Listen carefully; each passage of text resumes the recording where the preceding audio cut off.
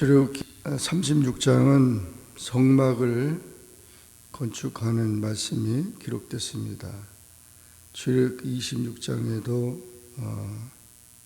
같은 말씀이 기록됐는데 그때는 하나님의 지시의 명령이 설계도가 주어진 것이고, 이 출애굽기 36장에서는 이제 그 모든 것들을 실행하는 그런 모습이 나타난 것입니다.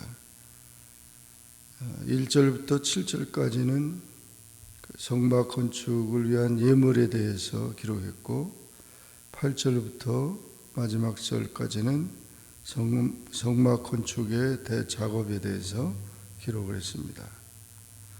하나님께서는 하나님의 백성을 만나기 위해 특별한 장소를 구별하기를 원하셨습니다. 아브라함은 제단을 통하여, 모세는 성막을 통하여, 솔로몬은 성전을 통하여, 베드로는 교회를 통하여 하나님을 만났고 용서받고 축복을 받았습니다. 성전은 하나님의 백성이 하나님을 섬기는 훈련 장소이며 은혜의 시온소입니다.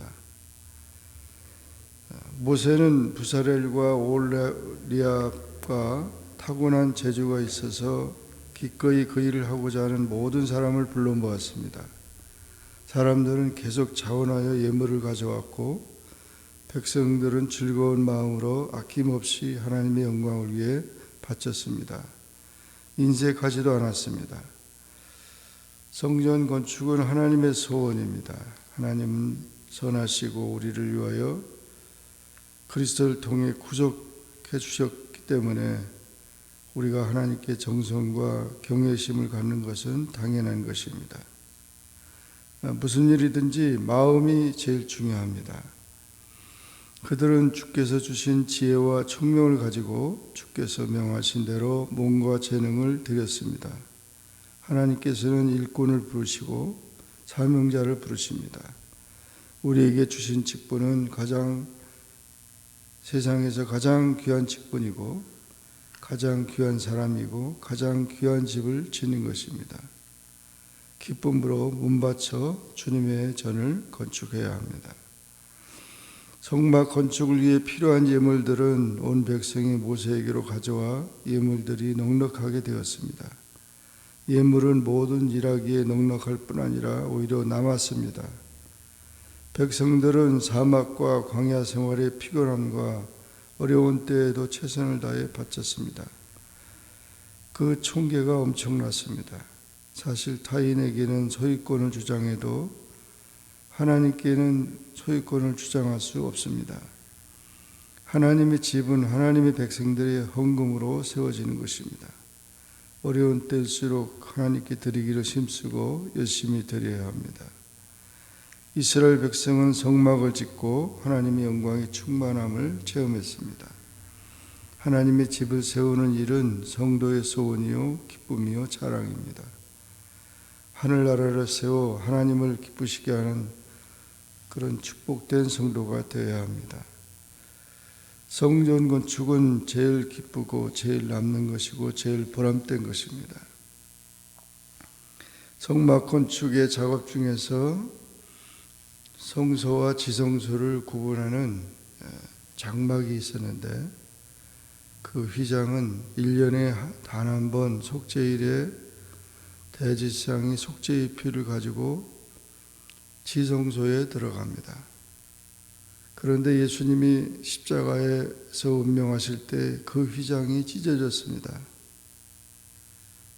누구든지 그리스도를 통해서 하나님께 나아가는 것이 가능해졌다는 것입니다. 그러므로 우리는 이와 같이 성전의 아름다움을 보고, 또한 하나님의 임재의 상징이고, 또한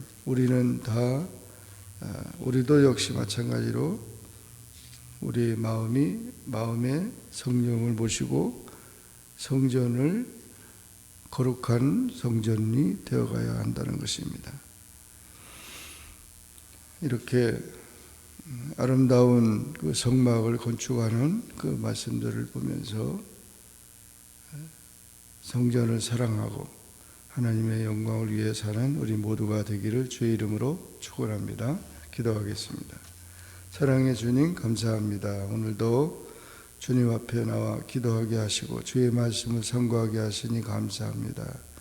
출애굽기 36장에서 백성들이 자원해서 풍족한 예물을 가지고 아름다운 성막을 건축함으로 하나님 앞에 영광을 돌렸습니다. 우리가 훈련하는 장소이고 은혜 받는 시온서이며 기쁨으로 성전을 사랑하고 섬기는 그런 신실한 주님의 자녀들이 다 되게 하여 주옵소서. 예수님의 이름으로 간절히 기도하옵나이다. 아멘. 하늘에 계신 우리 아버지여, 이름이 거룩히 여김을 받으시오며 나라에 임하옵시며 뜻이 하늘에서 이룬 것 같이 땅에서도 이루어지이다. 오늘날 우리에게 일용할 양식을 주옵시고 우리가 우리에게 죄진 자를 사하여 준 것 같이 우리 죄를 사하여 주옵시고 우리를 시험에 들게 하지 마옵시고 다만 악에서 구하옵소서. 내게 나라와 권세와 영광이 아버지께 영원히 쌓옵나이다. 아멘.